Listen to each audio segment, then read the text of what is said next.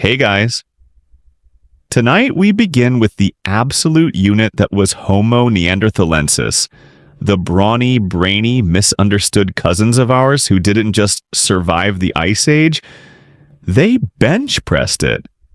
From their freakish strength to their surprising culture, Neanderthals weren't just cavemen, they were nature's gym rats with a flair for interior decorating.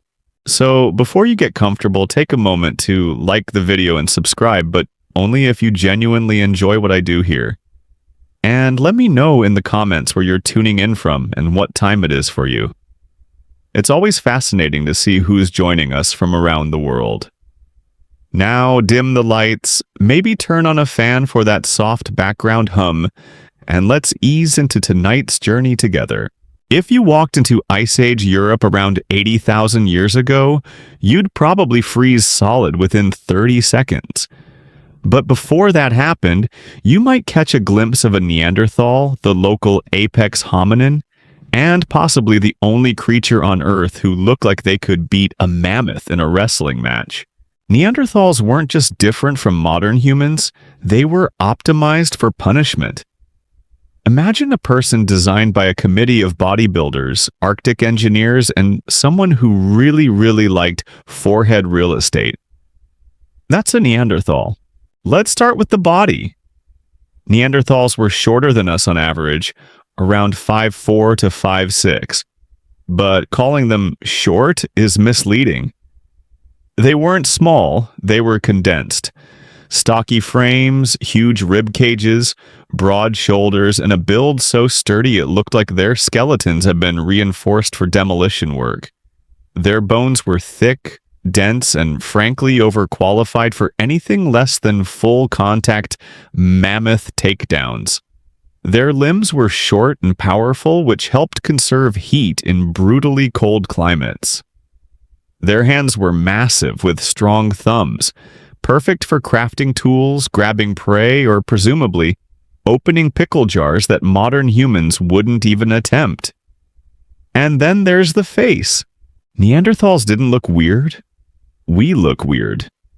Their skulls were long and low, with prominent brow ridges that could have doubled as ski jumps.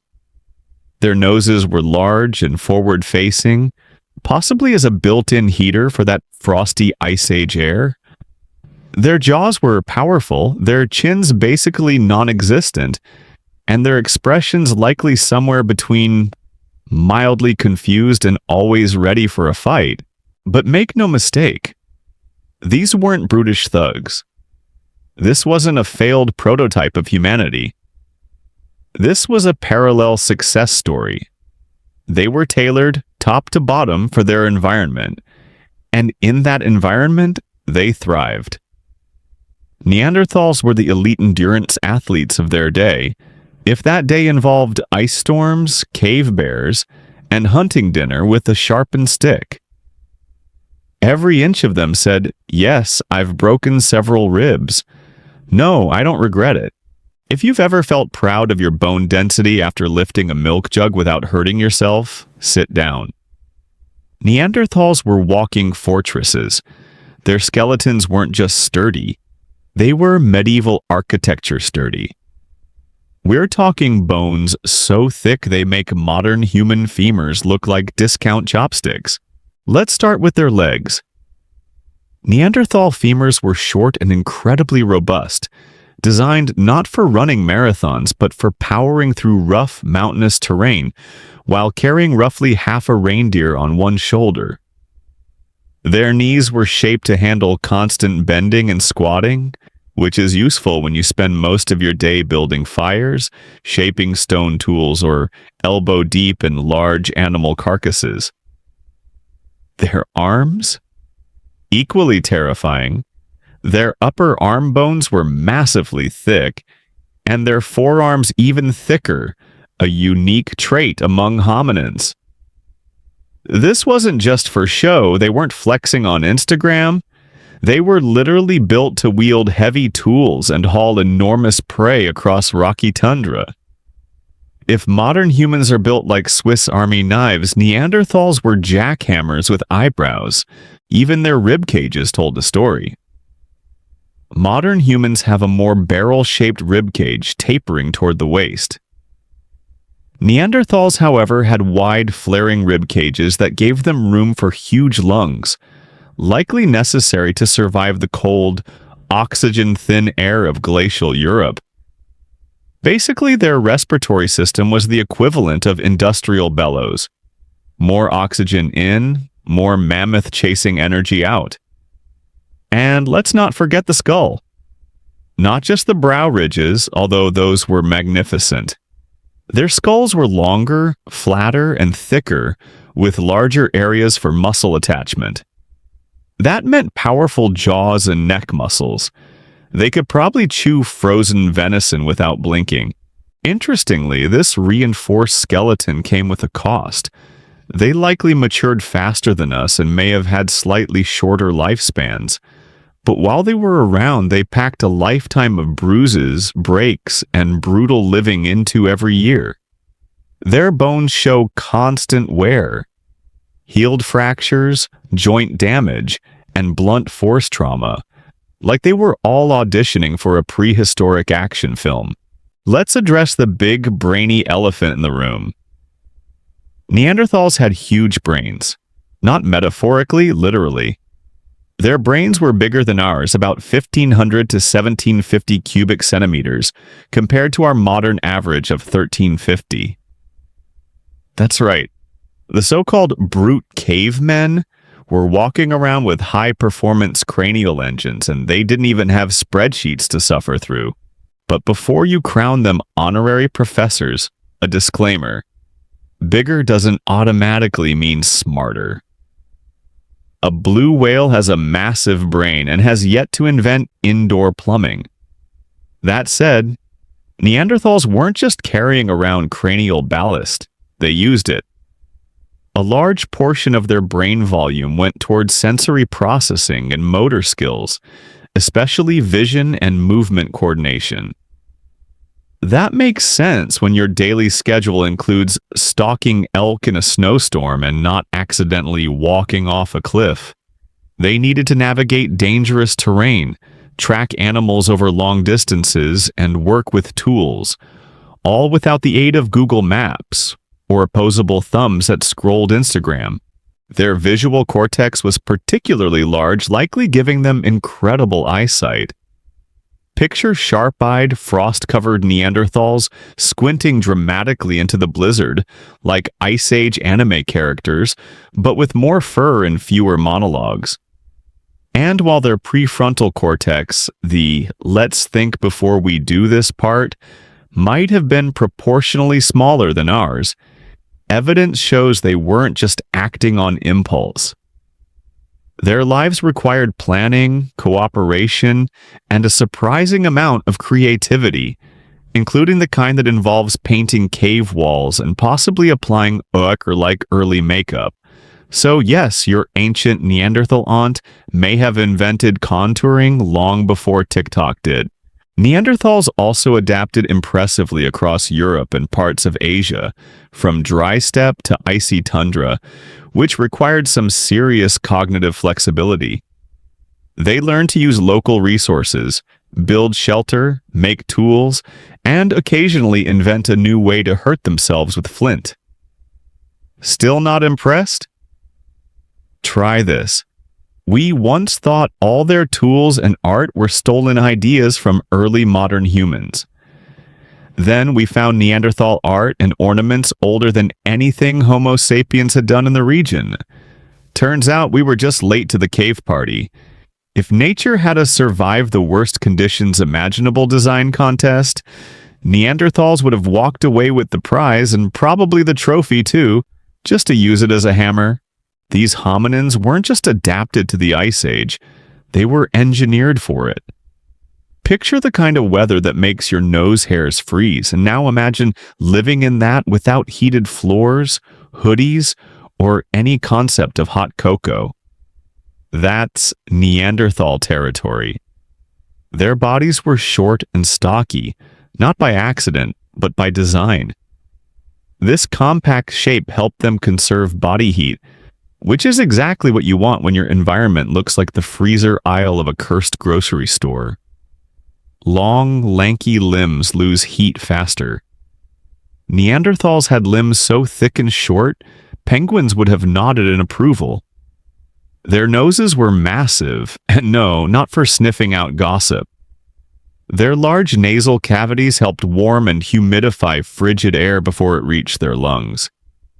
It was nature's version of an HVAC system, built directly into their faces, a useful adaptation and a great excuse for having a face you could rest a brick on. Even their skin likely contributed to their icy resilience.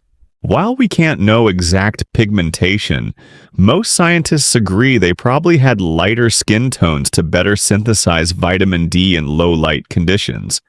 Because if you're going to survive 6 months of perpetual gloom, you'd better be able to wring sunshine out of a gray sky.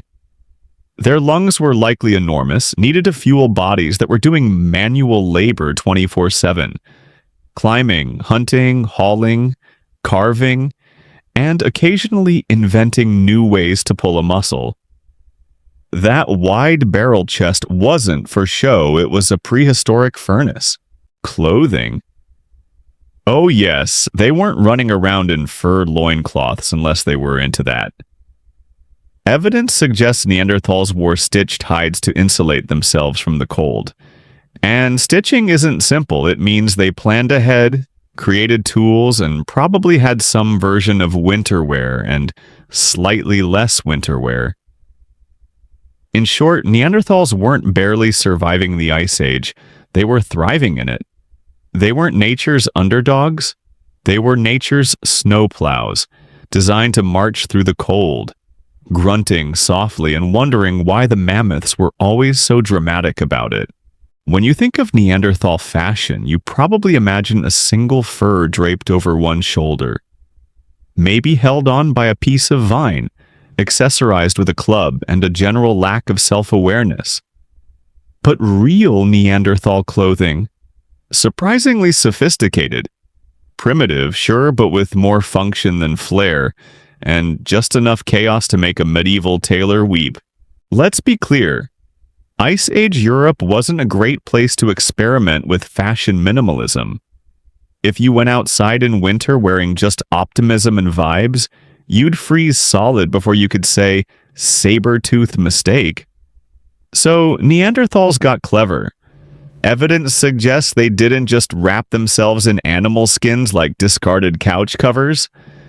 They processed hides, softened them, and stitched them together using bone needles.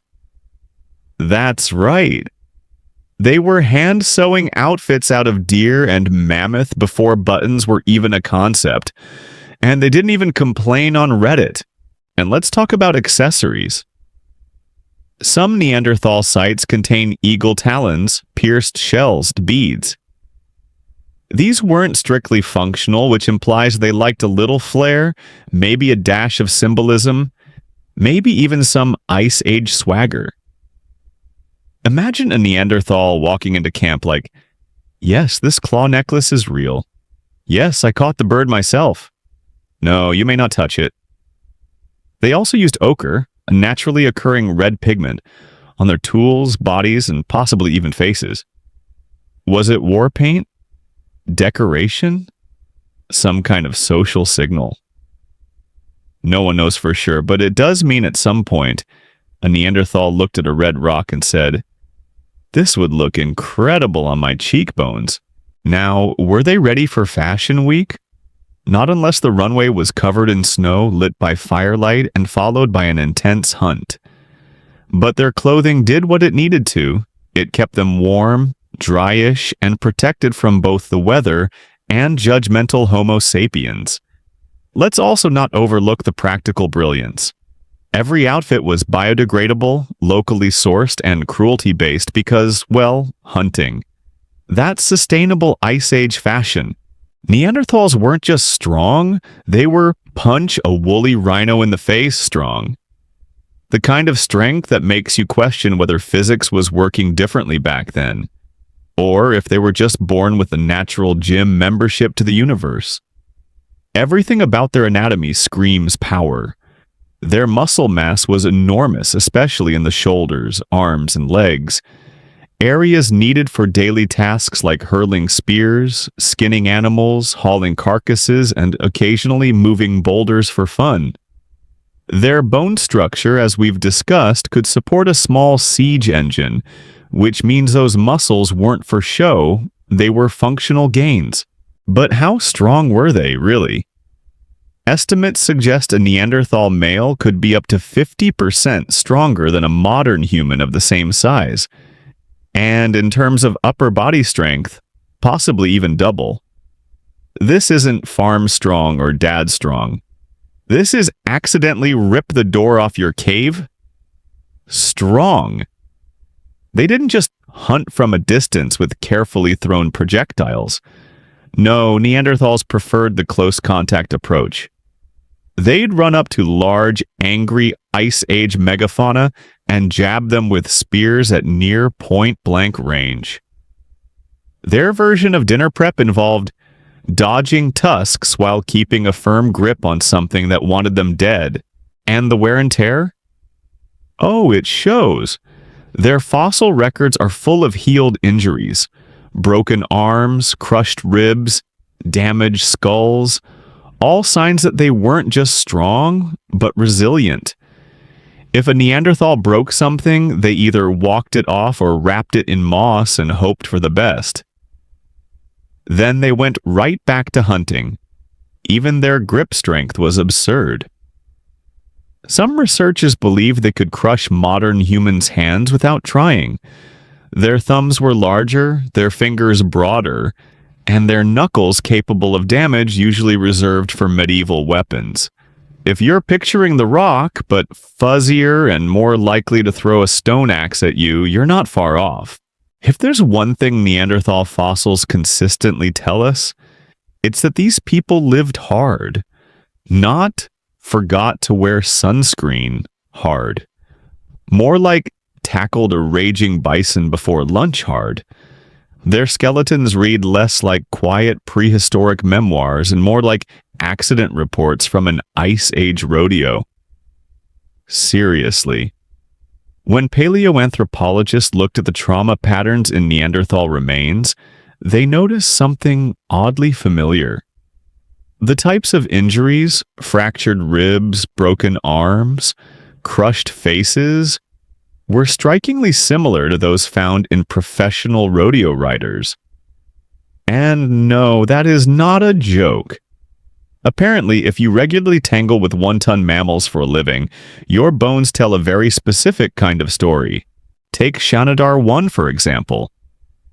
This poor guy had a blow to the head that crushed part of his skull, probably left him partially blind, and also had a withered right arm, likely from a healed break. His foot was damaged too.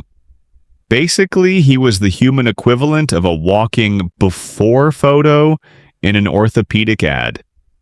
And yet, he survived for years after those injuries. That means other Neanderthals were taking care of him, because apparently, even if you're a tank of a man with one working eye and a limp, your Ice Age buddies still make room for you at the fire.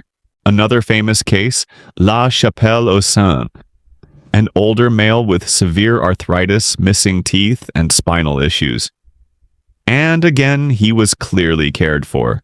So not only were Neanderthals getting injured in ways that would terrify modern OSHA inspectors, but they were also helping each other heal. Emotional support and survival? Neanderthals said, yes, we do both. But the frequency of these injuries also tells us about their lifestyles. These weren't people who hunted small game from a distance or foraged daintily. They got up close and personal with danger. Their weapons were mostly thrusting spears. Think stab rather than throw. And when you hunt like that, the animal usually fights back.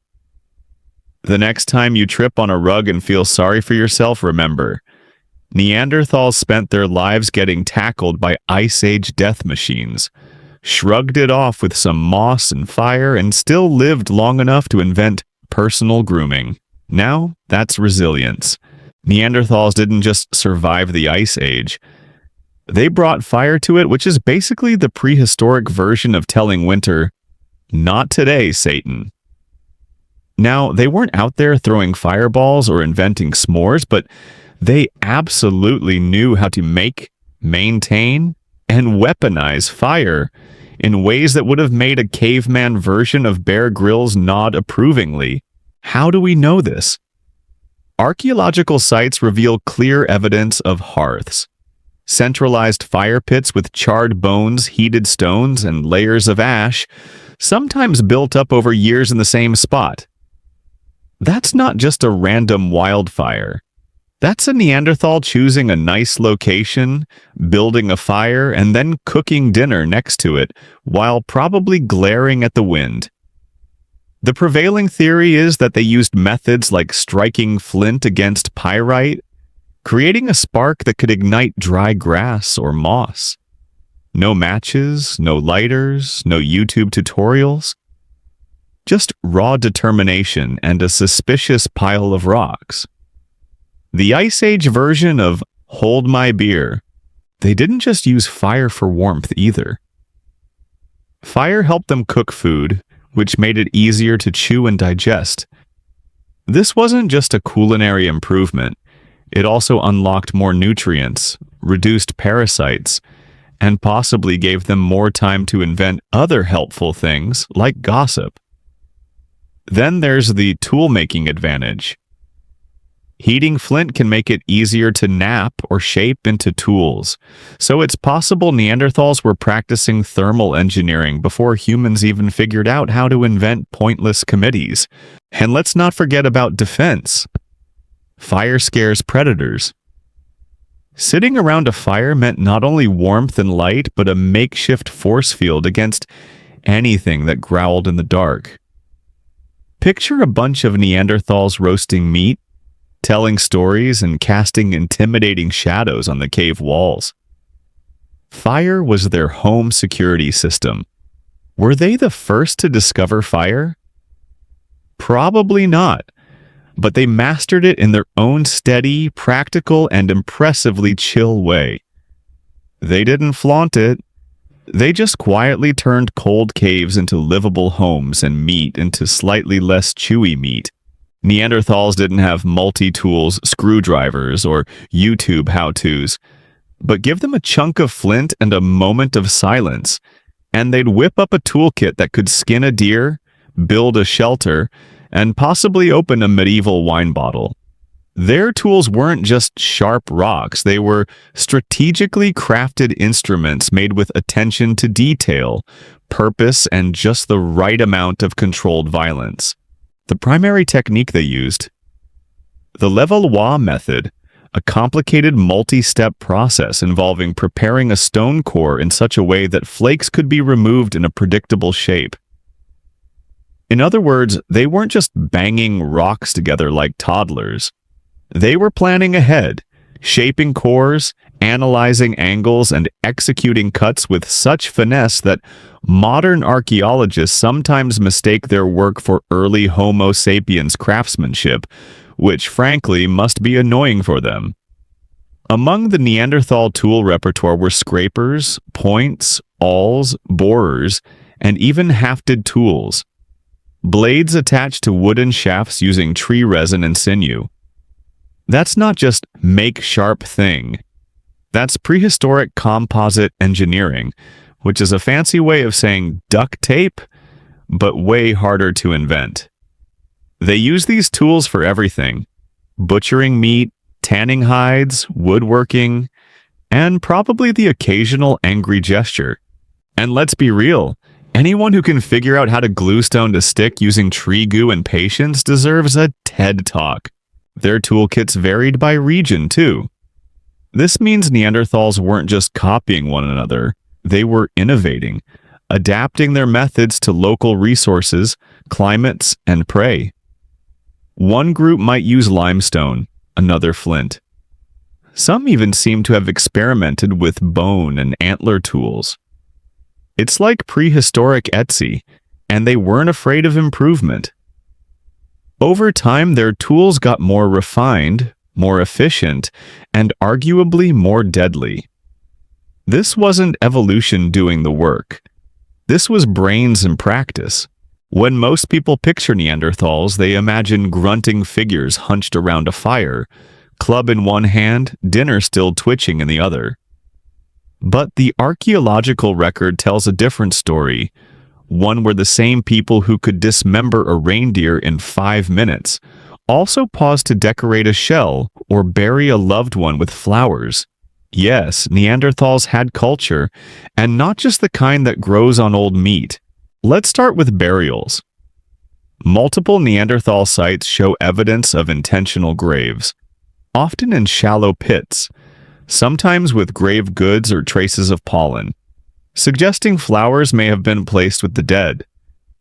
Whether this was spiritual, symbolic, or just a prehistoric version of "he liked plants," we may never know. But the point is, they cared. They mourned. They didn't just toss grandma behind a boulder and call it a day. And then there's art. For years, it was assumed Neanderthals didn't do art. That was supposed to be our thing. Then we found cave paintings in Spain made with red ochre over 64,000 years ago. Spoiler: that's before modern humans showed up in Europe. That awkward silence you hear is anthropology professors reevaluating everything they once said with confidence. Neanderthals also collected decorative objects, pierced shells, feathers, eagle talons, things that served no obvious practical function unless they were secretly inventing cosplay. Some may have been used as ornaments, ritual objects, or social signals. Either way, they weren't just about surviving, they were about meaning. There's even a mysterious cave structure found in France, deep underground, made from broken stalagmites arranged into rings. No sunlight, no apparent use, no graffiti, just Neanderthals 176,000 years ago, building in the dark like they were summoning something, or maybe just being weird, who knows. And we can't forget language. They had the hyoid bone, crucial for speech, and genes related to language processing. So they may not have written poetry, but it's safe to say they weren't just grunting. Somewhere, a Neanderthal once looked at another and said something meaningful. Probably about meat, but still, meaningful. Let's talk about what you're really curious about. Yes, Neanderthals and modern humans got together, romantically, biblically, DNA testably. When early Homo sapiens migrated into Europe and Asia around 60,000 years ago, they ran into the locals, the Neanderthals, and rather than treating them like distant cousins at a wedding, they did the evolutionary equivalent of asking, "Whoa up?" with zero irony. We know this happened because it's written in our genes, literally. Most people of non-African descent today carry about 1% to 4% Neanderthal DNA, which means somewhere in your ancestry, one of your very, very, very great-grandparents had an Ice Age date night that got out of hand. Was it love? Survival strategy? A prehistoric version of, well, the gene pool's not that big?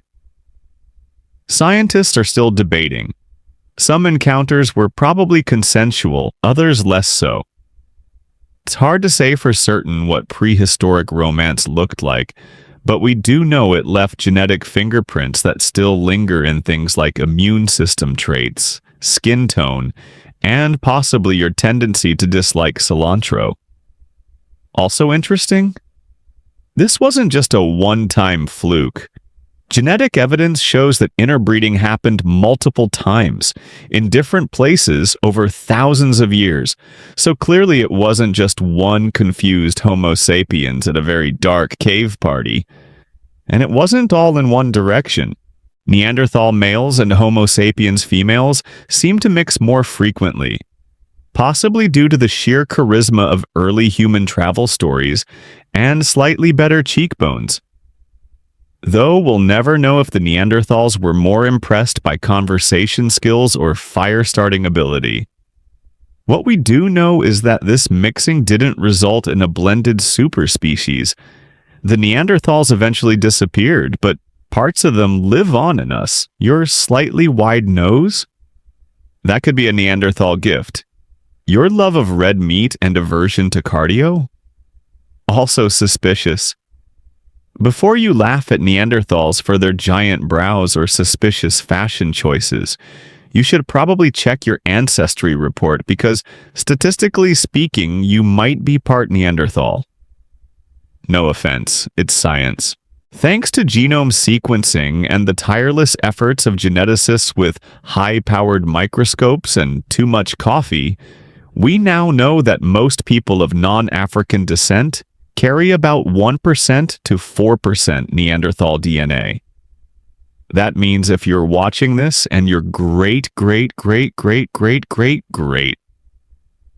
grandparent wore fur and didn't blink during snowstorms, congratulations, you're a little bit Ice Age.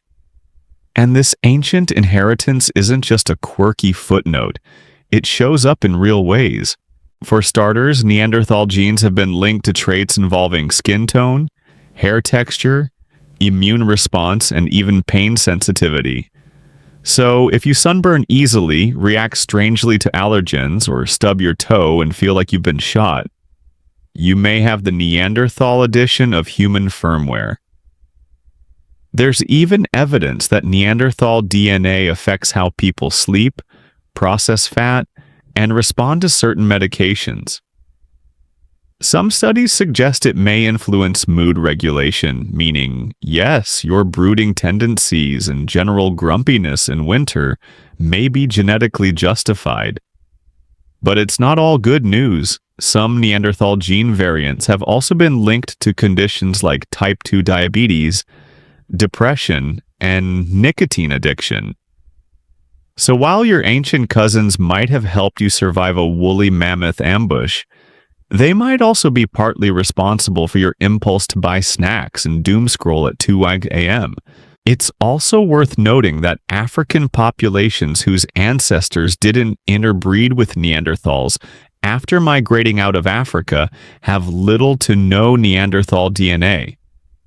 But they do have traces of other archaic humans, like the Denisovans, meaning the human family tree is less of a clean chart and more of a tangled, romantically chaotic shrub. Neanderthals thrived for nearly 300,000 years, surviving ice ages, saber-toothed predators, and each other.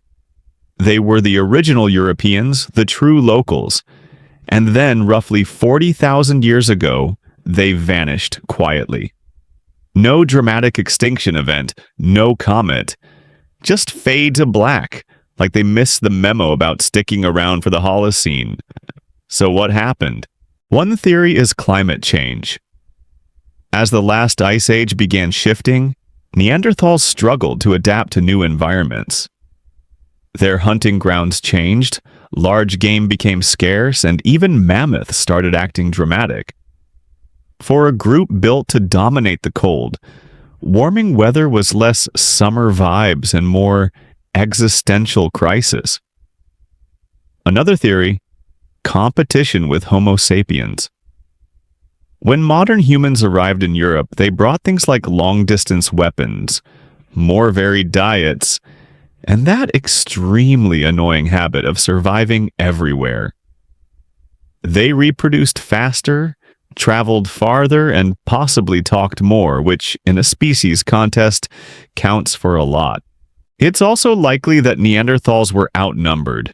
Their populations were smaller and more isolated, meaning less genetic diversity, a serious problem when every winter is a survival game show, and your neighbors are reproducing like it's a competitive sport. And yet, this wasn't a violent takeover. There's no massive evidence of genocide or battles. If anything, Neanderthals and humans coexisted for thousands of years, traded DNA, shared ideas, and probably some awkward campfire conversations, and slowly blended until there were no pure Neanderthal populations left.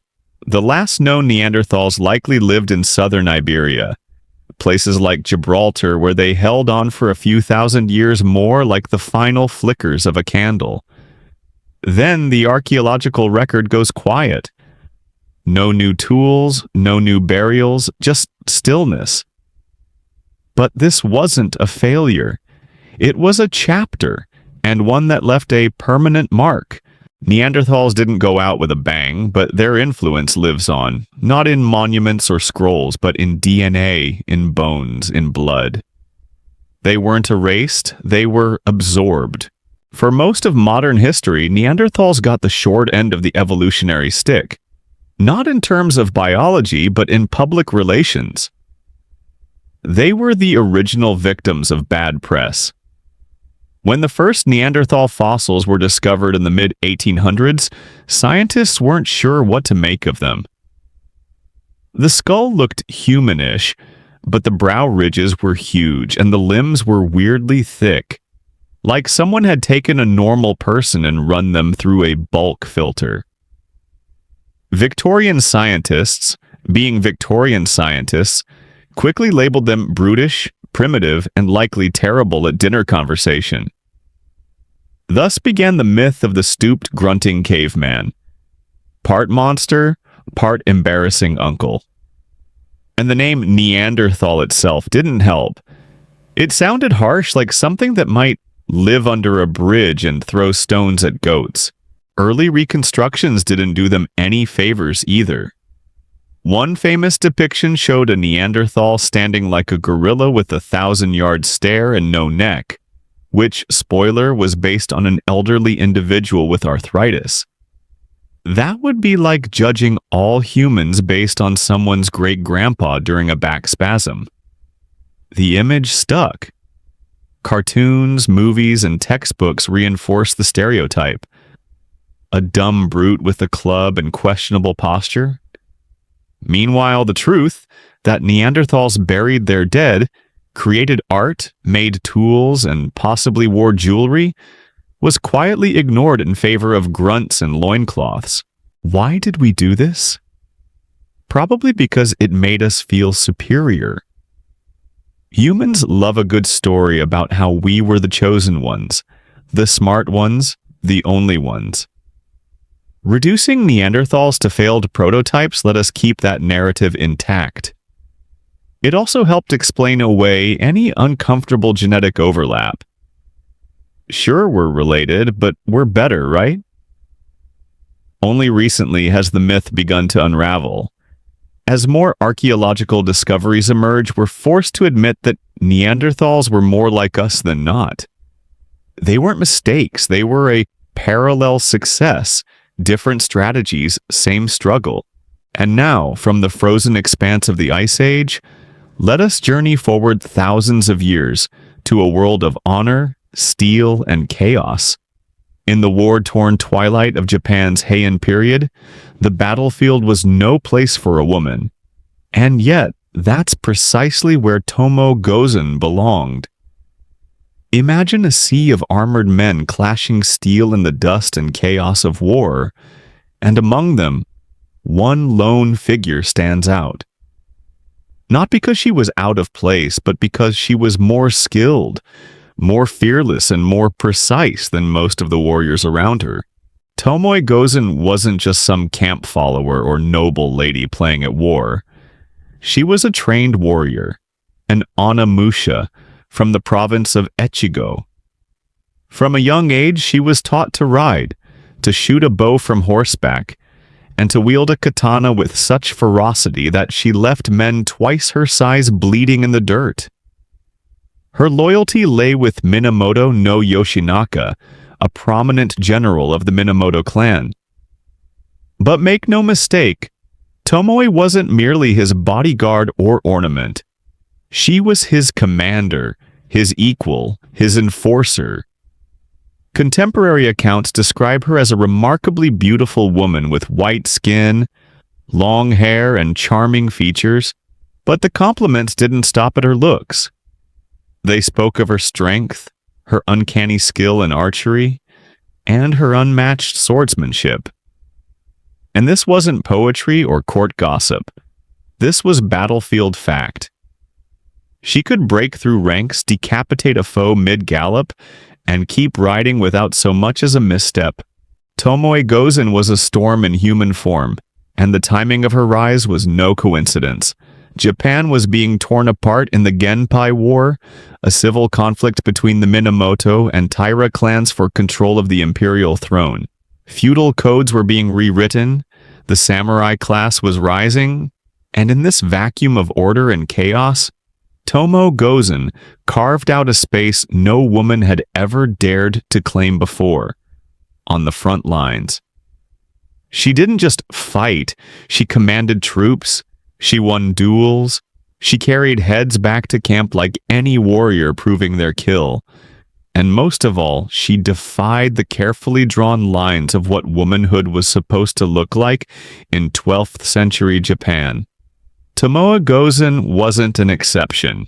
She was a revelation, a warning, and a legend in the making. Before Tomoe Gozen ever tasted battle, she had to master survival in a world built to exclude her. Feudal Japan was steeped in hierarchy, honor, and hard lines, especially for women. Daughters of samurai were expected to be polite, loyal, and quiet. But Tomoe's early life was anything but conventional. We don't know her exact birth date, but she was likely born into a minor samurai family during the late Heian period. Some accounts suggest she may have been raised in the household of Minamoto no Yoshinaka himself. Whether she was his concubine, foster sister, or trusted retainer remains debated. But what's not debated is her skill. That didn't appear by accident, that was earned. While young boys were handed swords and drilled in the Bushido Code, Tomoe would have had to prove again and again that she could do everything they could and better. Her training would have been brutal. Swordsmanship wasn't just about strength. It was about timing, control, and reading your opponent. She would have trained in Kenjutsu for blade work and Kyudo for archery, all while learning to fight in heavy armor and manage a war horse in full gallop. In the rare moments of peace, she likely learned the naginata, a curved blade polearm traditionally associated with female warriors. But make no mistake, this wasn't some symbolic, ceremonial practice. This was preparation for real violence. Tomoe's fighting style combined elegance and lethality, and she didn't just keep up with the men, she often surpassed them. This phase of her life before the battles, before the legends, was marked by isolation. Most women didn't carry swords, most women didn't speak in strategy meetings, and most women weren't expected to live long on the battlefield. But Tomoe forced the world to bend around her. Every skill she learned had to be twice as sharp, twice as precise, and twice as deadly as her male counterparts. Because if she failed, no one would call it a soldier's mistake. They'd call it a woman's weakness. And so, before Tomoe Gozen could ever carve her name into the history books, she first had to carve her place into the samurai world, blade by blade, day by day, in silence and shadow, not by invitation, but by sheer will. By the time Tomoe Gozen reached adulthood, Japan was on the brink of collapse. The Genpei War, a bitter civil conflict between the Taira and Minamoto clans, erupted in 1180. It wasn't just a clash of armies, it was a complete reshaping of the country's power structure. Emperors were being manipulated like chess pieces, and the warrior class was about to seize control of history. And Tomoe? She was right in the thick of it. Her lord and possible lover, Minamoto no Yoshinaka, was a distant cousin to the more famous Minamoto no Yoritomo.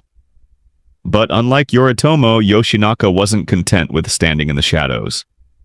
He wanted control over Kyoto, over the Minamoto clan, over the entire country. and when war broke out, he didn't hesitate. He raised his own army in the northern provinces and began his campaign southward.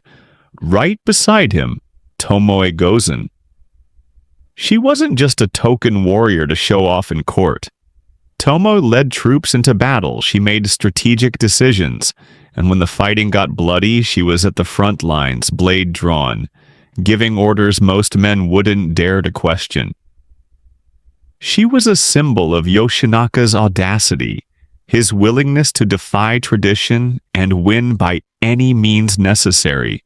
The Genpei War was a savage affair. Battles were fought on rivers, in forests, through mountains.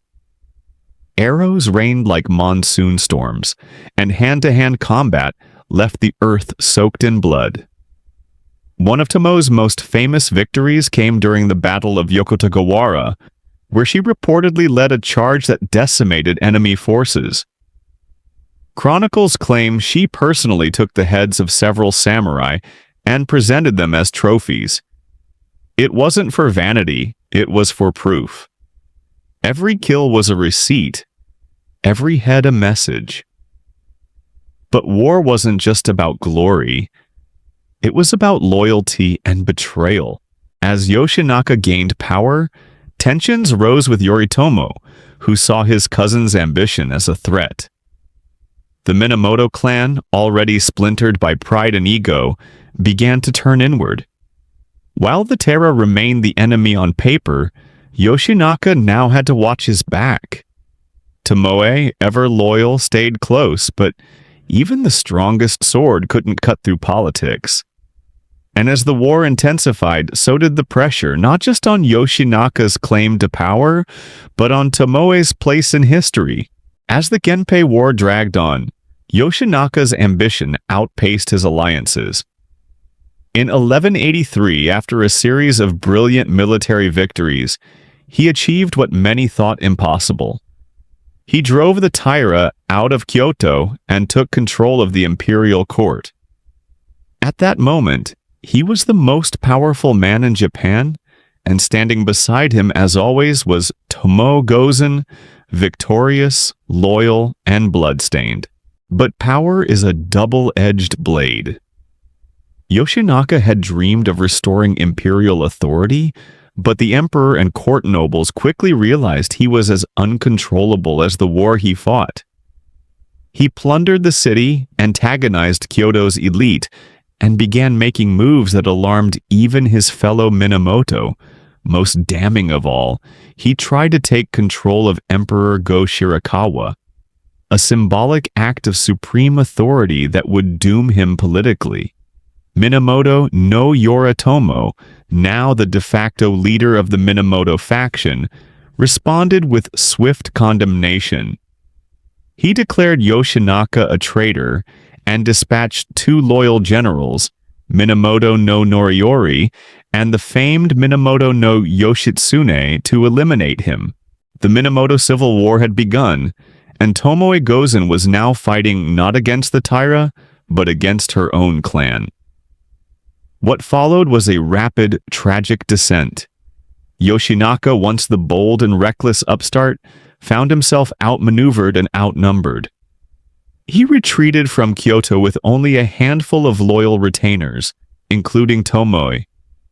They made their final stand at the Battle of Owazu in early 1184. It would be a last gasp, not for glory but for honor. As the enemy closed in, Tomo fought like a demon unleashed. Chronicles say she charged into the enemy lines, found the strongest warrior she could, and promptly decapitated him before riding back through the carnage. It wasn't just skill, it was a message. Even in defeat, she wouldn't be erased. But Yoshinaka knew it was over. Legend holds that he asked Tomo to leave the battlefield, not because he doubted her bravery, but because dying alongside a woman would be considered shameful for a samurai general. It was a cruel irony. The fiercest warrior at his side was being dismissed to protect his legacy. Did she obey? Some sources say yes. Others suggest she vanished into battle and was never seen again. Either way, the fall of Yoshinaka was the end of an era and the beginning of a myth. Snow blanketed the battlefield. It was February of 1184, and the plains of Owazu were quiet. Too quiet with the bloody storm about to come. Minamoto no Yoshinaka stood with only a few dozen men left. Once a conqueror of Kyoto, now a fugitive of his own clan, his final stand had come, and Tomo Gozen, ever at his side, was not about to let him die alone. The odds were hopeless. Hundreds of enemy warriors led by Yoshitsune and Noriori bore down on them. Their armor gleamed, their horses kicked up frozen earth. And amidst the frigid winds, Tomo Gozen adjusted her helmet, drew her sword, and charged into legend. According to the 14th century Heike Monogatari, Tomoe did not retreat. She surged forward like a whirlwind, seeking the strongest opponent she could find, Hatakeyama Shigetada, a famed warrior in his own right. Whether out of fury, desperation, or a refusal to die quietly, Tomo didn't wait for introductions. She locked blades, unseated him, and cut off his head in one fluid motion, one final trophy. This wasn't just showmanship, it was samurai ethos in motion. To die beautifully, to fight to the last breath, to prove oneself in the face of impossible odds. For Tomo, it was also the moment that would define her for centuries. This singular act, recounted and reimagined by countless generations, became her battle cry echoing across time. Meanwhile, Yoshinaka's horse became stuck in a rice paddy, and a volley of arrows brought him down. His loyal companion, Imai Kanehira, committed suicide in dramatic fashion, placing his sword in his mouth and leaping from his horse.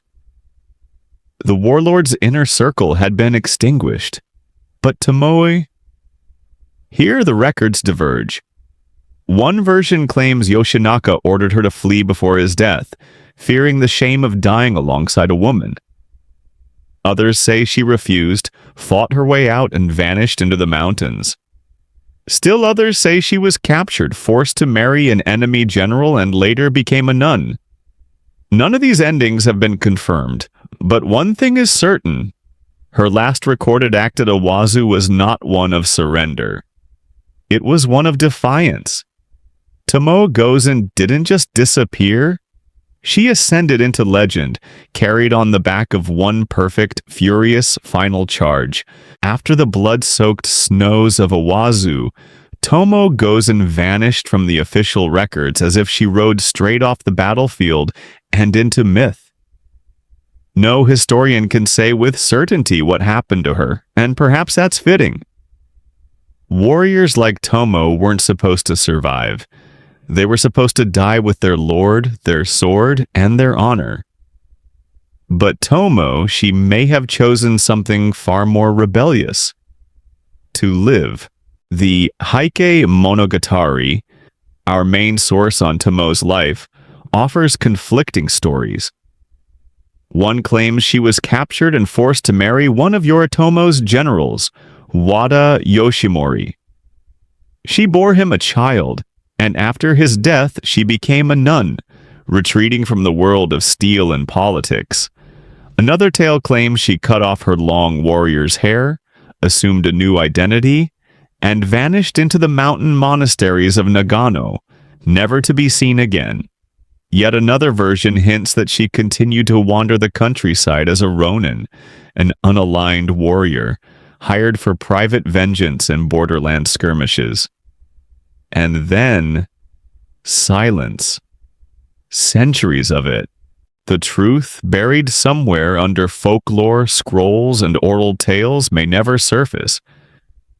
But Tomo's vanishing act became part of her power.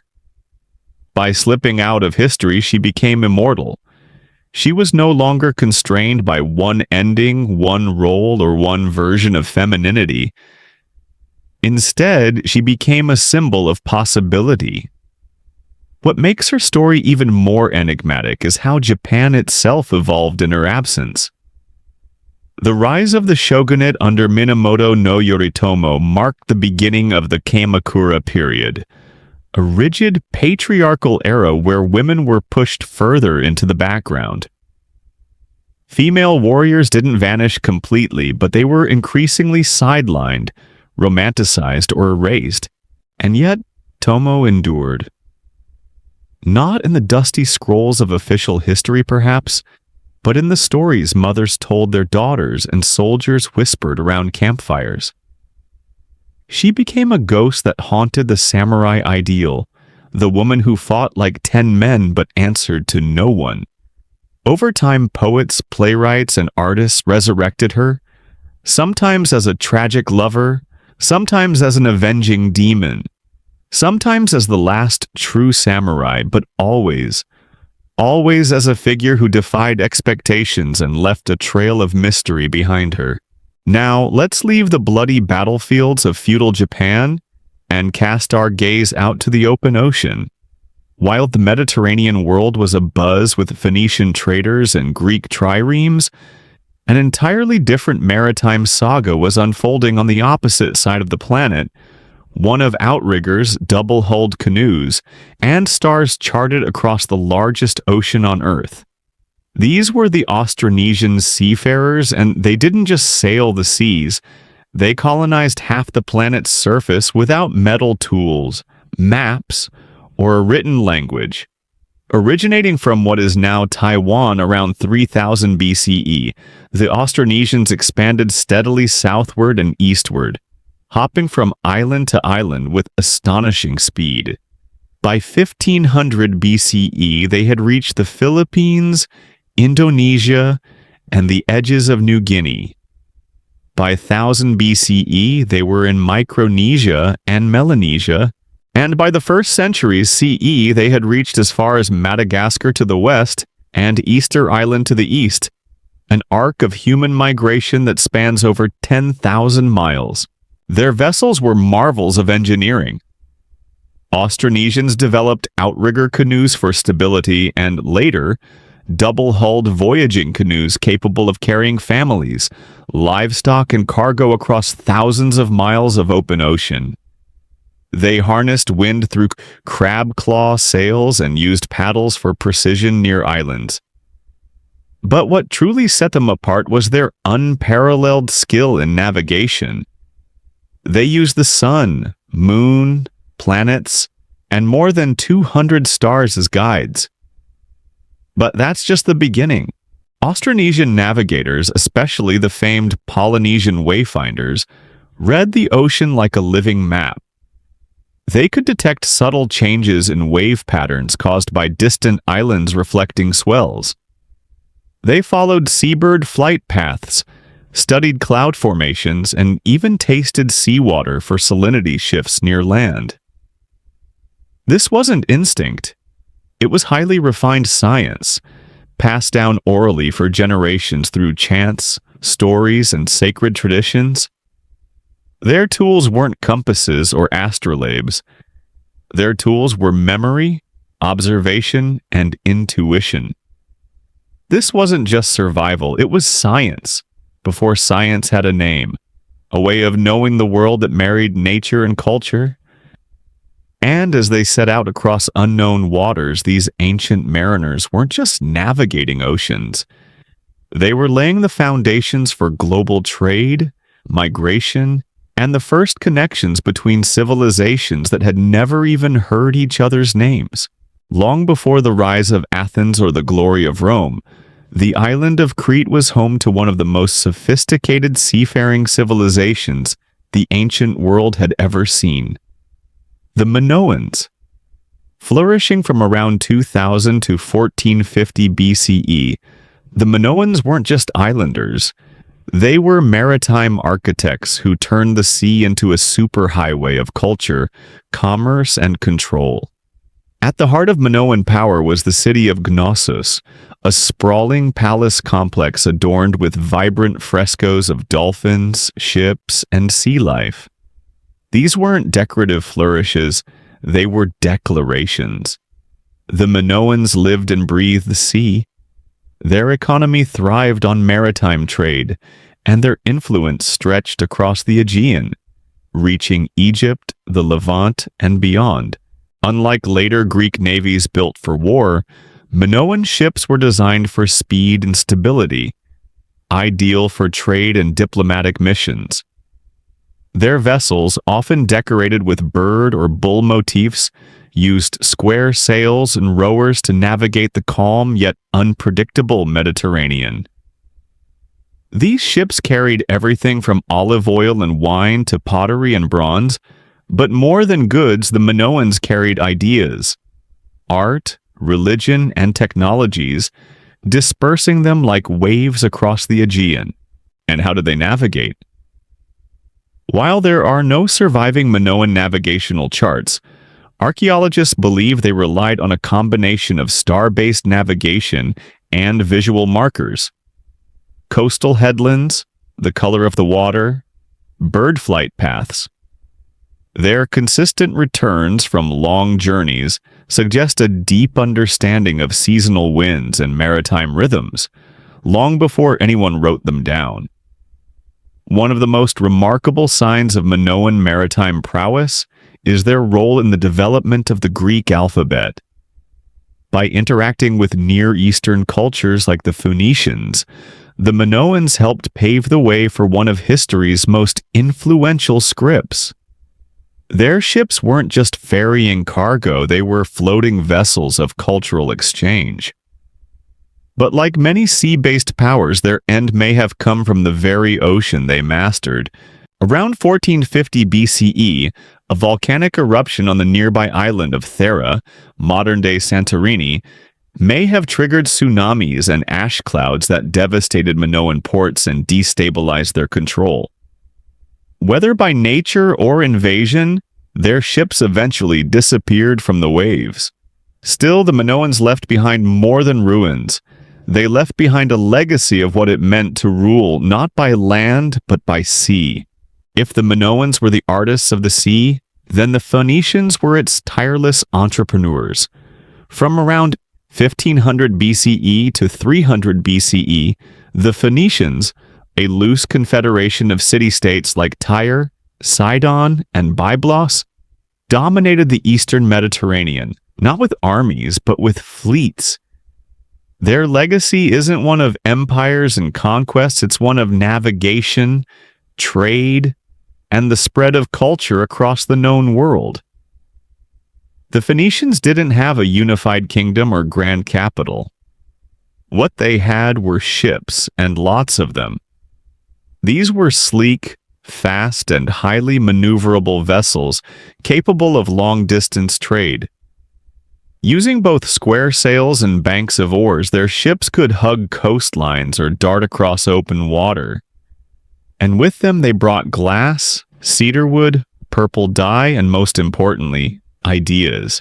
They were the middlemen of the ancient world, linking Egypt with Anatolia, Greece with Mesopotamia, and North Africa with the Western Mediterranean. They established outposts and colonies across the coastline, most famously Carthage in North Africa, which would later rise to rival Rome. Each colony acted like a node in a vast maritime network, with the mother cities back east reaping the benefits of trans-Mediterranean commerce. But how did they manage to sail such distances with no compass or sextant? Like their Minoan predecessors, the Phoenicians used the stars, particularly Polaris, the North Star, as their guide. They also understood prevailing wind patterns, coastal features, and current behavior. Many scholars credit them with developing one of the first systems of celestial navigation in the Western world. Yet their greatest contribution wasn't something they carried, it was something they invented: the alphabet. The Phoenician writing system, developed around 1050 BCE, was a revolutionary leap. An alphabet of just 22 characters representing sounds rather than entire words or syllables. This script would go on to inspire the Greek, Latin, Hebrew, and Arabic alphabets. Through this linguistic breakthrough and their seafaring tenacity, the Phoenicians didn't just trade, they connected. They turned the sea from a barrier into a bridge, linking cultures, languages, and economies. And they did so not by colonizing hearts and minds, but by sailing from one to the next. The Mediterranean wasn't just their highway, it was their identity. When we think of ancient Egypt, towering pyramids and desert tombs usually come to mind, not ships. But the Egyptians were no strangers to water. The Nile was their lifeline, their highway, and their first school of navigation. Yet what's often overlooked is how the Egyptians extended their maritime reach far beyond the riverbanks, venturing into the Red Sea and possibly even further afield. Egypt's mastery of the Nile began early. As far back as 3000 BCE, they built large wooden boats with planks lashed together by rope and sealed with resin. These vessels, propelled by both sails and oars, were essential for transporting goods, soldiers, and grain across the vast stretches of the river. But the Nile was only the beginning. By the time of Pharaoh Hatshepsut in the 15th century BCE, Egypt was launching sea expeditions from ports along the Red Sea. Her famous voyage to the mysterious land of Punt, possibly located in modern-day Somalia, Eritrea, or southern Arabia, was a landmark in ancient maritime history. Reliefs from her mortuary temple at Deir el-Bahari show detailed depictions of large cargo ships loaded with exotic animals, incense trees, and gold, all returning from a successful voyage across the sea. These weren't accidental drifts. They were carefully organized missions, planned with knowledge of monsoon wind patterns, currents, and seasonal timing. Egyptian sailors would have hugged coastlines, used star patterns for navigation, and relied on maritime scouts, perhaps even recruiting skilled local sailors from the Red Sea region. Some theories even suggest Egyptian contact with the Indus Valley via indirect maritime trade, especially during the peak of Mesopotamian Indus-Egyptian interactions. While direct evidence is limited, items such as ivory, lapis lazuli, and spices hint at a broader Indian Ocean trade network in which Egypt may have played a part. The ships themselves were engineering marvels for their time. Built from imported cedar wood, mostly from Lebanon, Egyptian seafaring vessels featured curved hulls and large square sails. These ships could carry heavy loads and withstand the swells of the Red Sea. Though the Egyptians never became a dominant naval power like the Phoenicians, they left an important legacy. They were among the first to treat maritime voyages as royal, sacred, and strategic endeavors. Their sea journeys were extensions of their empire, diplomacy, and divine authority. On land, they built pyramids, but on water, they launched ambition. Amid the dusty plains of modern-day Pakistan and northwestern India, once thrived one of the world's oldest urban civilizations, the Harappans, or the Indus Valley Civilization. Flourishing between 2600 and 1900 BCE, they built cities with advanced sanitation, standardized bricks, and remarkable urban planning. But buried beneath this archaeological brilliance is another truth, one less spoken but deeply significant. The Harappans were maritime traders. Unlike Egypt or Mesopotamia, the Harappans left behind no deciphered writing, no grand naval reliefs, and no epic tales of sea voyages. Yet clues of their maritime prowess quietly dot the archaeological record. Excavations at Lothal, a major Harappan port city in Gujarat, revealed what many believe is one of the world's earliest known dockyards. Measuring 218 meters long with floodgates and channels, it connected to an ancient river that flowed to the Arabian Sea, proof that Harappan engineers weren't just thinking inland, but outward. Artifacts tell the rest of the story. Harappan seals and goods, beads, ivory, ceramics have been found in Mesopotamia, specifically in the Sumerian cities of Ur and Lagash. Akkadian texts refer to a distant land called Meluha, likely the Indus region, from which boats arrived bearing exotic goods. In return, the Harappans received silver, tin, and lapis lazuli, suggesting a complex trade network stretching from the Persian Gulf to the broader Near East. But how did they sail? While no complete Harappan ship survives, miniature models, terracotta boats, and carved depictions suggest the use of flat-bottomed rivercraft and seagoing vessels. They likely used the same seasonal monsoon winds that would later drive Arabian and Indian traders across the Indian Ocean. Harappan mariners probably hugged coastlines, stopping at natural harbors and estuaries and navigating using celestial cues and current patterns. Unlike the warrior-focused empires of their time, the Harappans were remarkably peaceful. Their cities show little evidence of warfare or fortifications. This makes their maritime connections even more intriguing. They weren't conquering foreign shores, they were connecting them through trade and diplomacy. And then, around 1900 BCE, the civilization began to decline. Rivers shifted, trade dwindled, and cities were abandoned. Their script faded with them, leaving behind a silent question. Just how far did their ships sail? Though their voices are lost, the water trails remain, etched in harbors, seals, and silent stones. For the ancient Greeks, the sea wasn't just a pathway, it was destiny. Cradled by the Aegean, Ionian, and Mediterranean seas, Greek civilization emerged in a world where sailing was as essential as farming. From the age of Homeric epics to the height of Athenian naval dominance, the Greeks turned maritime culture into art, science, and strategy. Their earliest stories, those of Odysseus battling sea monsters and Jason chasing the Golden Fleece, weren't mere myths. They were reflections of a people intimately tied to the sea. Greek city-states like Athens, Corinth, and Rhodes all relied on the ocean not just for trade, but for identity. Their gods had dominion over waves, their heroes set sail, their empires floated on hulls of wooden ambition. By the 8th century BCE, Greek colonists were setting out across the Mediterranean, founding cities from Sicily to the Black Sea coast.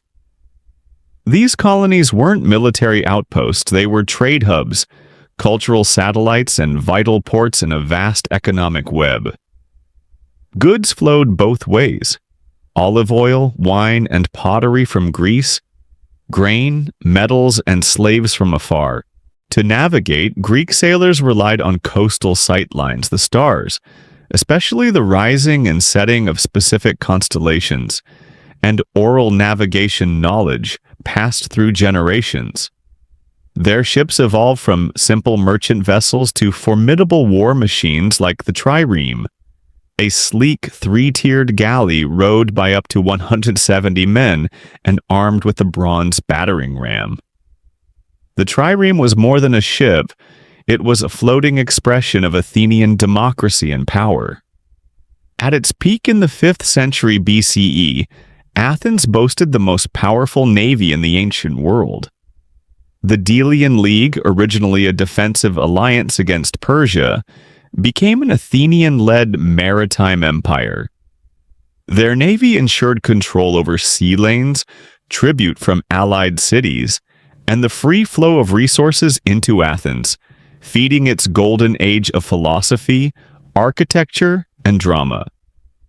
But with power came vulnerability. The Peloponnesian War against Sparta saw Athens' over-reliance on sea power backfire. Naval defeats, blockades, and internal strife brought about its downfall. Still, the legacy endured.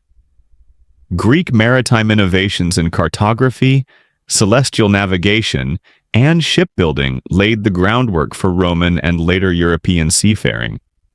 And their belief that the sea was a stage for glory, knowledge, and tragedy echoes in Western thought to this day.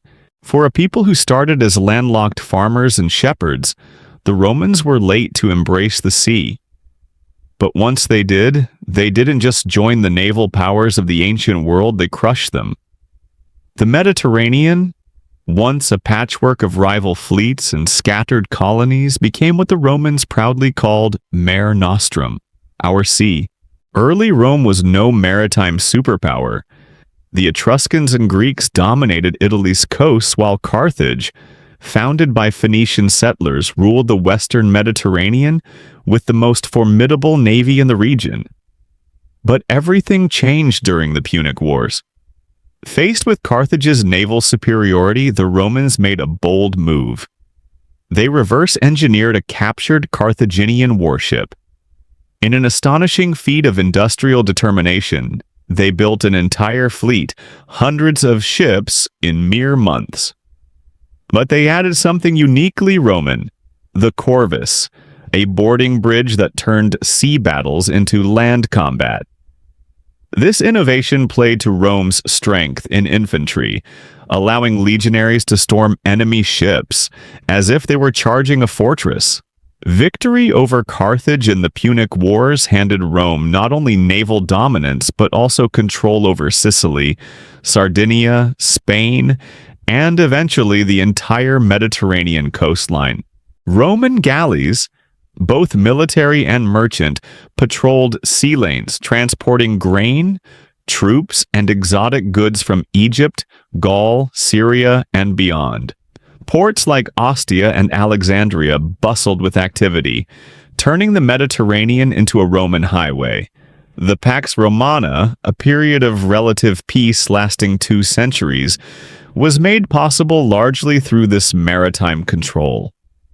The sea, once a place of pirate fleets and clashing empires, became a stabilized zone of commerce. Grain shipments fed the capital. Luxury goods, silk, spices, pearls, flowed in from India and China via maritime routes, stretching to the Red Sea and Persian Gulf. Roman sailors used a combination of dead reckoning, coastal sailing, and celestial navigation, aided by detailed maritime itineraries known as periploi. Though lacking compasses, they mastered the rhythms of wind and current, especially the Etesian winds that made return voyages in the eastern Mediterranean predictable. Rome didn't just conquer by land, it sustained itself by sea. Its navy protected trade, enforced imperial will, and ensured communication across vast distances. With their fleets, the Romans did what no other culture had yet managed. They turned the chaotic sea into a controlled empire. And as the sun set on these ancient worlds, it left behind not just fallen empires, but the sea lanes they charted. Long before modern maps, compasses, and diesel engines, the ancient world was already connected by an invisible latticework of sea routes, drawn not with ink but with wind, memory, and stars. From the reed boats of the Nile to the double-hulled canoes of the Pacific, these early maritime cultures didn't just explore the seas, they defined them.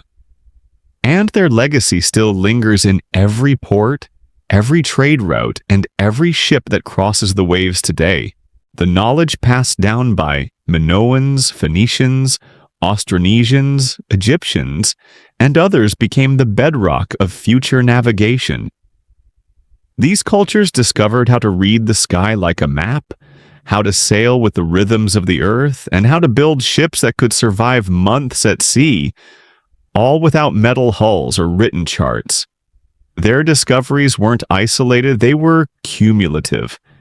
Each seafaring civilization learned from its predecessors or neighbors, contributing a new stitch in the tapestry of global navigation.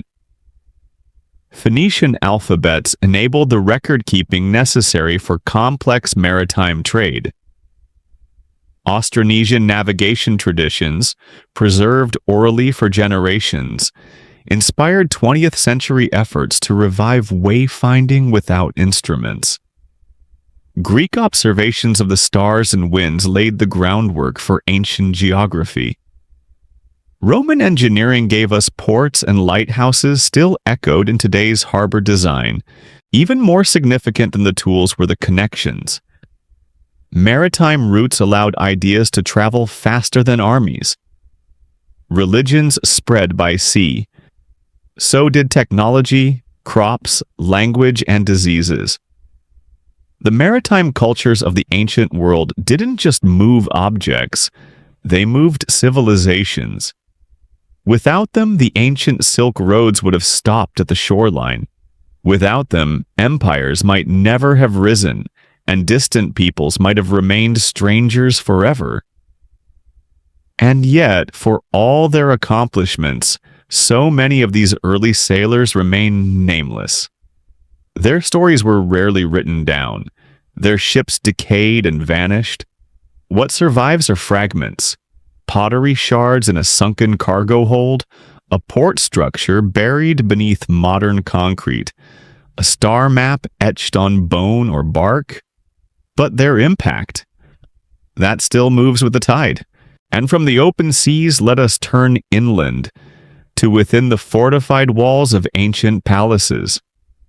In the ancient world, royal birth was a blessing wrapped in a curse.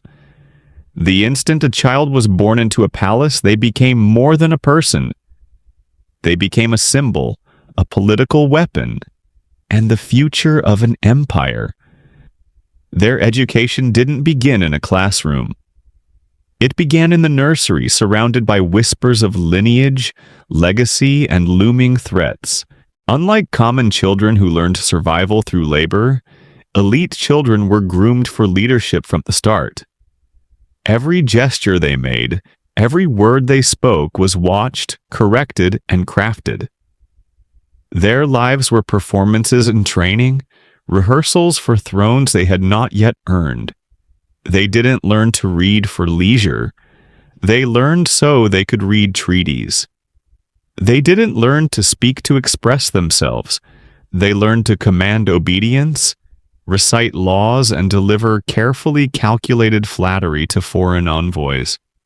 The content of their education depended heavily on geography and dynasty, but the goals were universal: control, charisma, and continuity. A Babylonian prince might be drilled in cuneiform by scribes, while an Egyptian heir would be introduced to priestly hieroglyphs, rituals, and sacred myths. In Greece, philosophy was essential. In Persia, etiquette was military. In China, Confucianism ruled the curriculum.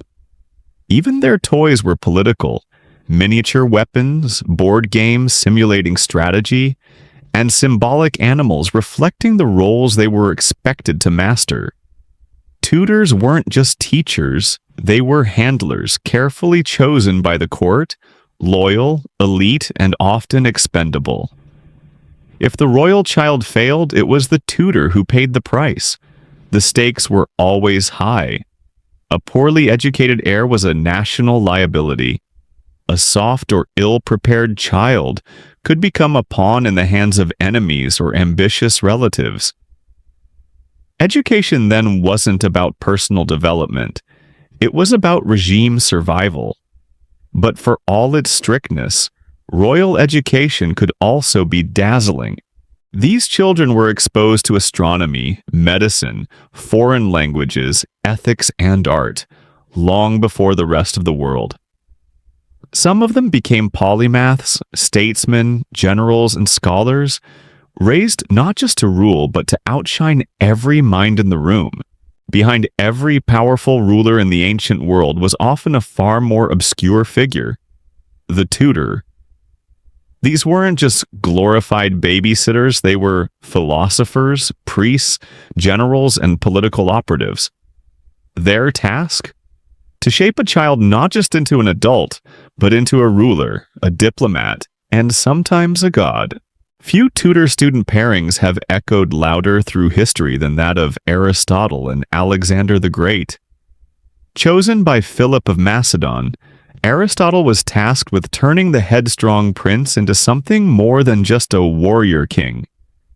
He taught him ethics, rhetoric, zoology, geography, and philosophy, and infused him with an insatiable hunger for knowledge. When Alexander later conquered the known world, he carried copies of Homer and philosophical texts with him like sacred weapons. Aristotle hadn't just taught him facts, he had crafted the inner world of a future conqueror, but Aristotle was no exception. In the Roman Empire, Seneca, the Stoic philosopher and statesman, was assigned to tutor the young Nero. He tried to shape the boy with virtue, logic, and restraint. Unfortunately, history tells us that Nero grew into one of Rome's most infamous tyrants. The failure wasn't entirely Seneca's, but it showed how even the best teachers couldn't always overcome a student's darker instincts or courtly influence. In Persia, royal tutors were often military men, chosen for their loyalty and their ability to instill discipline.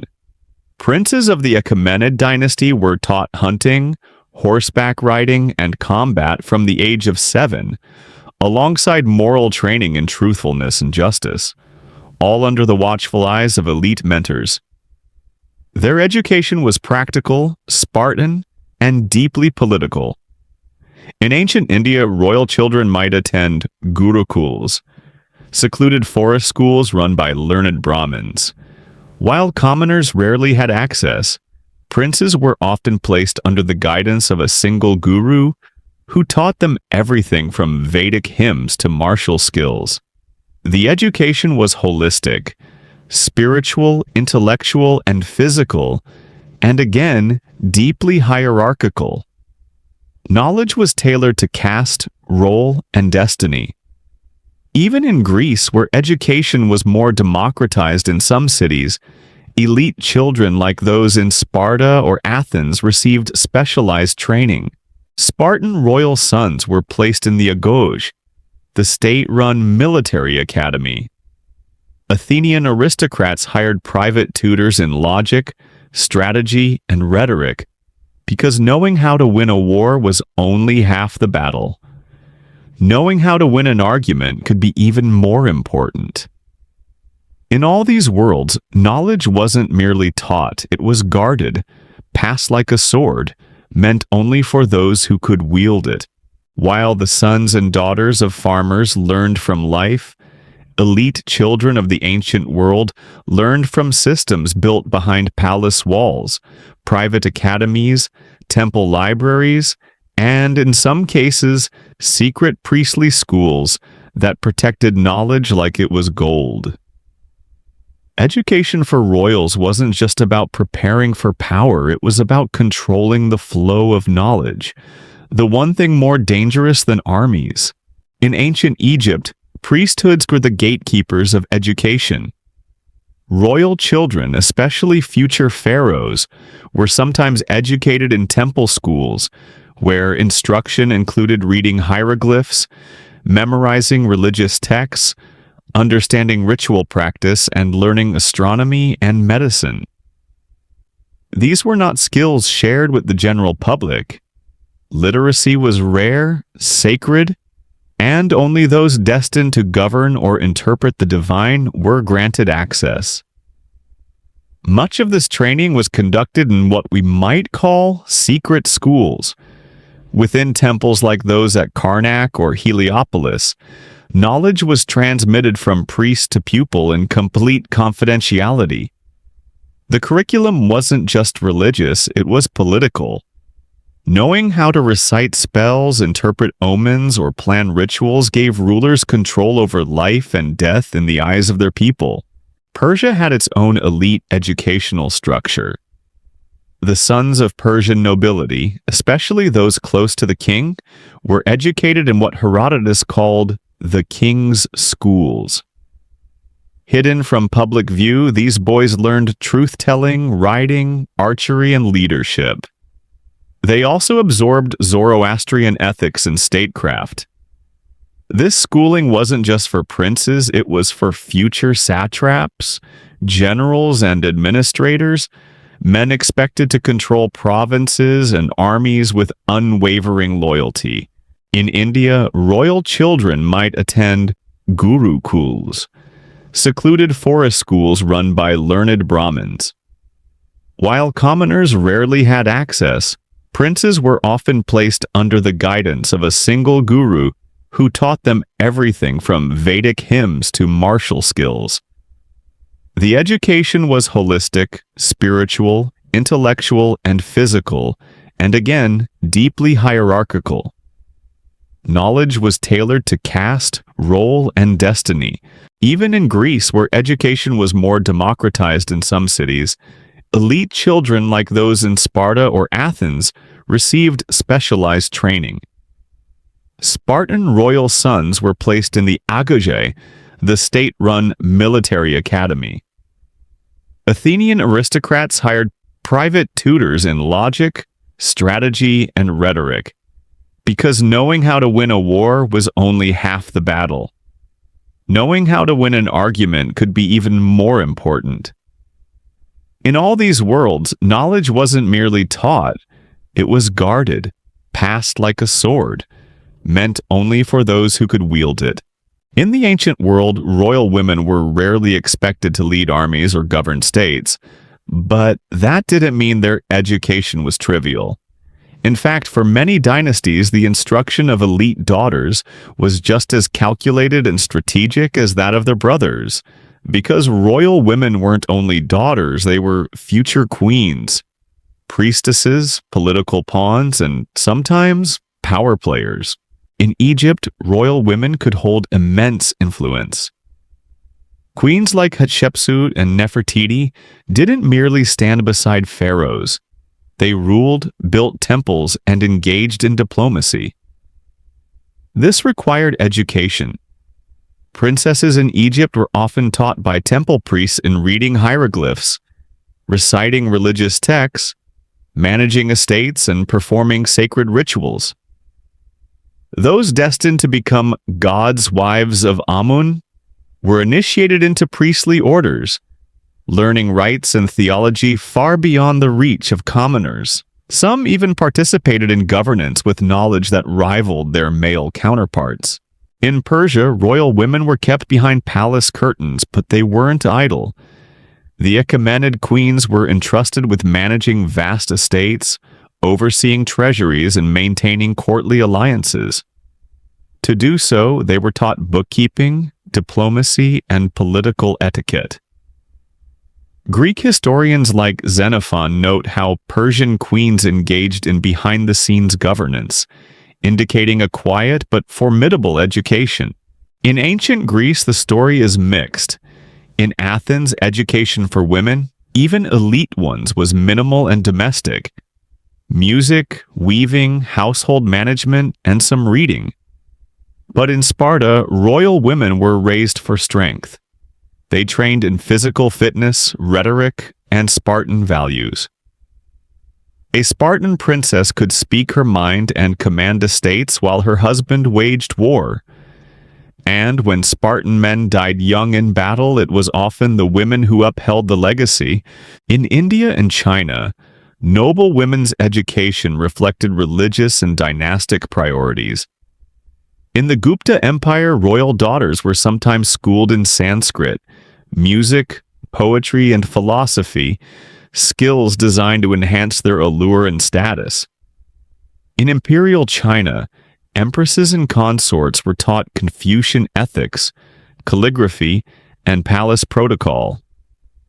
Those destined for political roles like Empress Lu Ji or Wu Zetian went far beyond, mastering governance, surveillance, and statecraft under the guise of etiquette. Royal women walked a delicate path. They were expected to charm, not rule, but when circumstances changed, they often stepped into power. And when they did, their education wasn't a frill, it was their arsenal. If swords won battles, speech won empires. In the ancient world, a royal's ability to speak was not a soft skill, it was a weapon. Language, rhetoric, and public persuasion were essential tools of rule, diplomacy, and survival. And so, elite children weren't merely taught to speak. They were trained to captivate, manipulate, and command through words. Nowhere was this clearer than in ancient Greece, where rhetoric was seen as the hallmark of a civilized leader. Athenian aristocrats learned from masters like Isocrates and later the Sophist, who taught persuasive speech as both an art and a science. Young elites practiced delivering speeches, debating in public forums, and mastering logos, pathos, and ethos, the pillars of classical persuasion. For those raised to govern, a sharp tongue could be more useful than a sharp blade.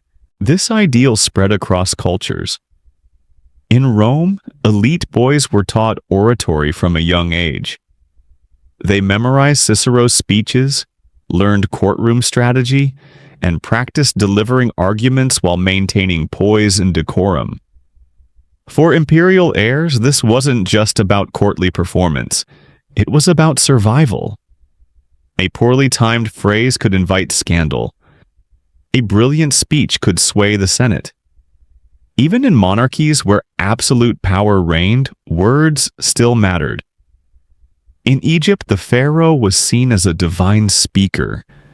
His proclamations carried ritual and legal weight. Royal children learned formal language and ceremonial formulas, reciting them during religious processions and state rituals. In Mesopotamia, scribal schools taught elite children not only how to write, but how to write persuasively, crafting royal decrees, diplomatic letters, and mythic hymns. In Persia and India, language played a different but equally vital role. Persian princes were trained in multiple tongues: Old Persian for court, Aramaic for diplomacy, and sometimes Greek or Median. They learned how to negotiate, compliment, and intimidate with tone and timing. Indian royal students, especially under the Mauryan and Gupta empires, studied Sanskrit epics and philosophical texts, like the Arthashastra, which offered tactical lessons in rhetoric, espionage, and diplomacy. Even in cultures where oral tradition reigned, like among Celtic and Germanic elites, storytelling and speech-making were forms of authority. A prince who couldn't speak well couldn't lead, because in the end, power wasn't just taken, it was spoken into existence. For ancient royals, the sky was not just a canvas of stars, it was a calendar, a compass, a clock, and sometimes a divine script. And beneath that sky, the numbers mattered. Mathematics and astronomy weren't optional subjects for royal heirs. They were foundational disciplines that shaped how a ruler understood time, taxes, architecture, war, and even fate itself. In Mesopotamia, long before Pythagoras was a household name, Babylonian elites were studying base 60 math systems, predicting eclipses, and calculating planetary movements with astonishing precision. Royal scribes and priest astronomers were often tutors to princes, teaching them to read cuneiform tablets filled with data on stars, weather, and omens. These calculations weren't abstract.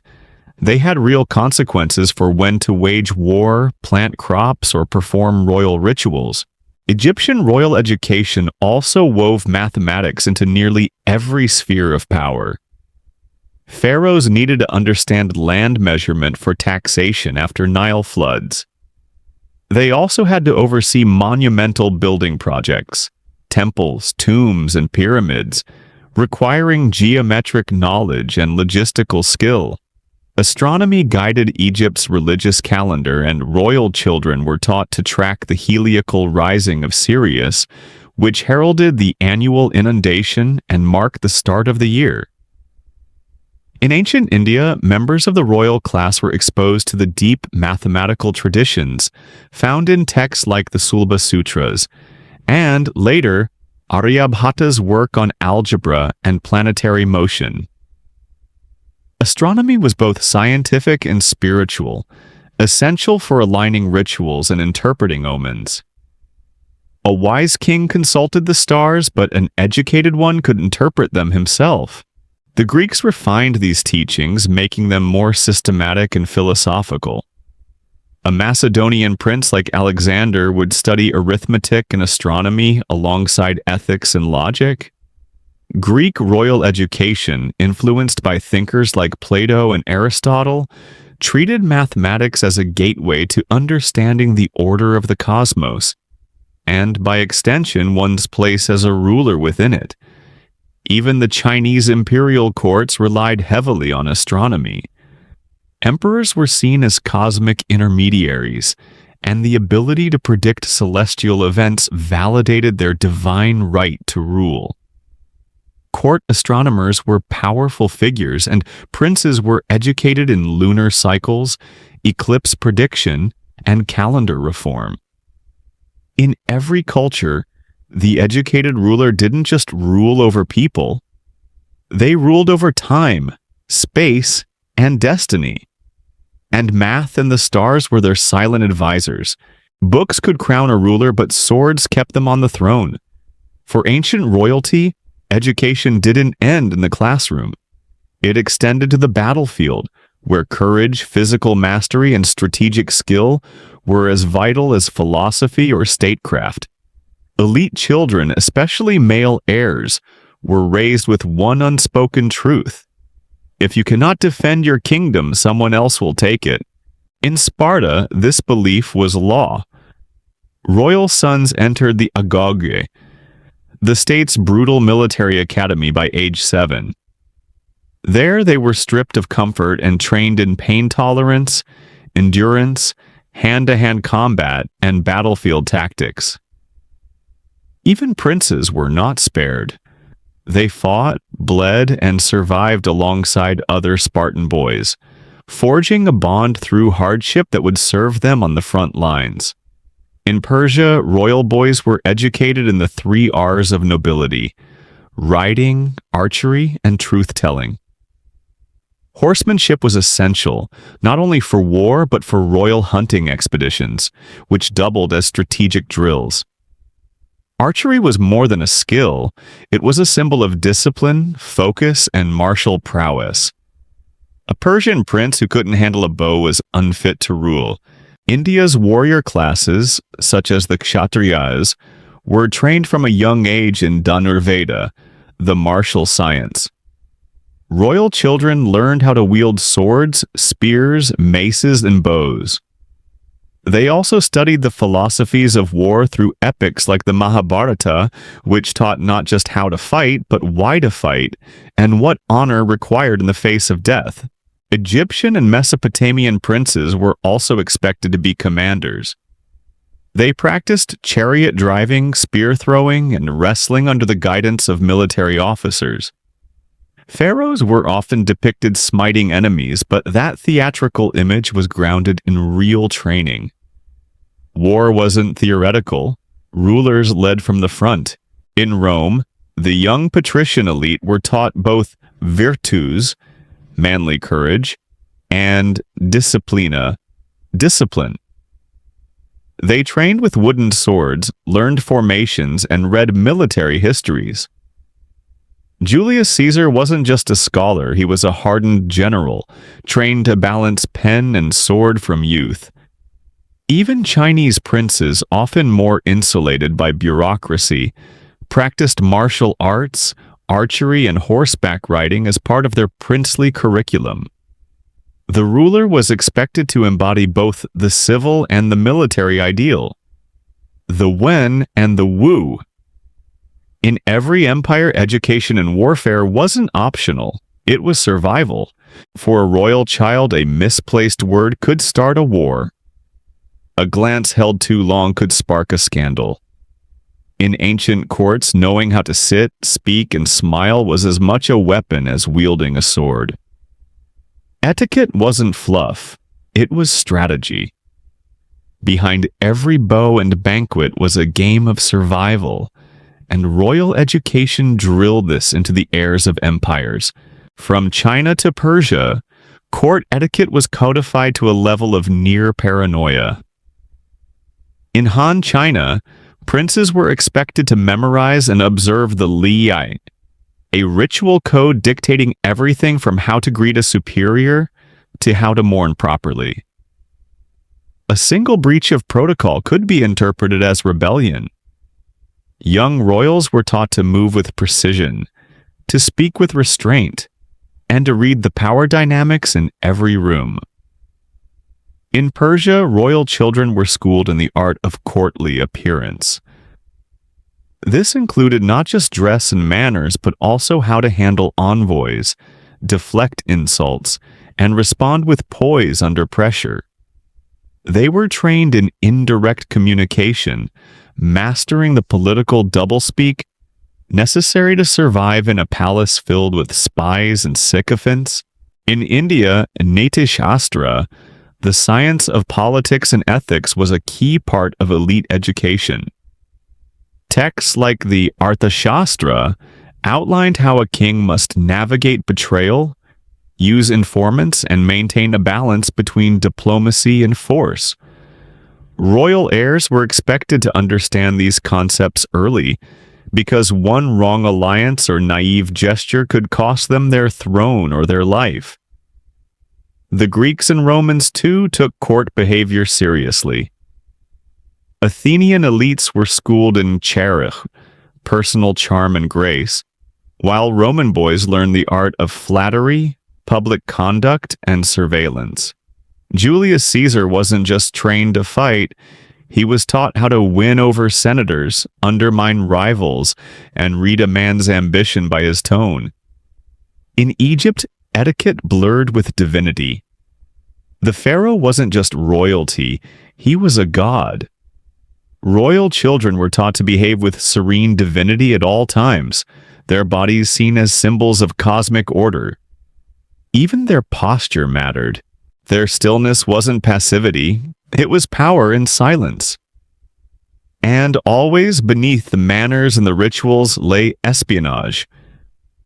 Tutors often taught princes how to test loyalty, gather secrets, and spot deception, because in every palace someone was always watching, and survival depended on watching back. A royal education was never just about shaping a child, it was about shaping the future of a dynasty. For ancient elites, every lesson in logic, battle, etiquette, and language carried the weight of generations. A well-educated ruler could unite kingdoms, stabilize empires, and earn immortality in marble and myth. A poorly prepared one could unravel everything. In many ways, royal education was the empire's gamble on itself. Every coin minted, every scroll copied, every tutor hired was an investment in a single person's ability to hold the realm together.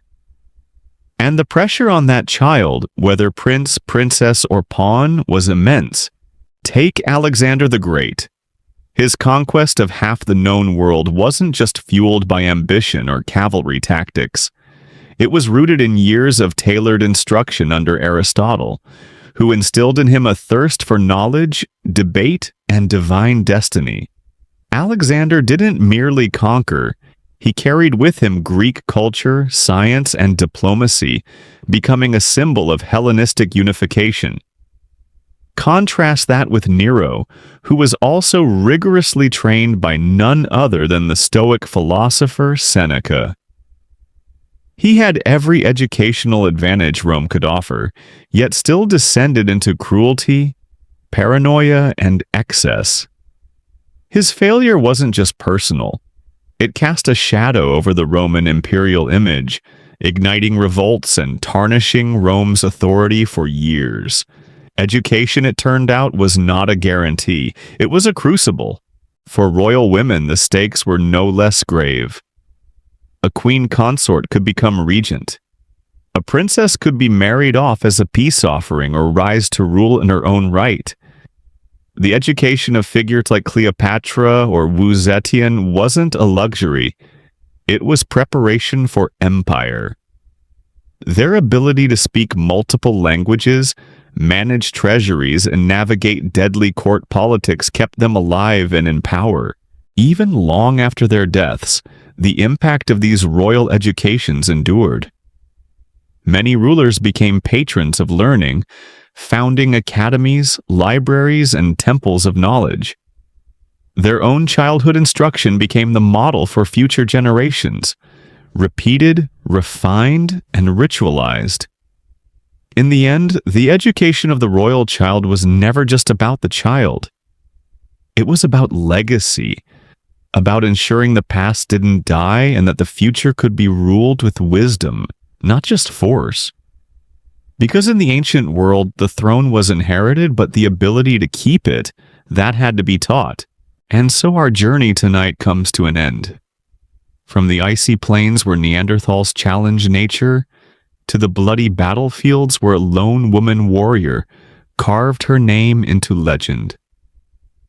From the vast oceans conquered by canoes and starlight, to the halls of power where the future of empires was forged in secret classrooms. The human story is one of incredible adaptation, fierce conflict, boundless curiosity, and the constant struggle for power. The people we met tonight may be gone, but their echoes are everywhere. Thanks for joining me on this journey. Dim the lights, sleep well, and I'll see you in the next one.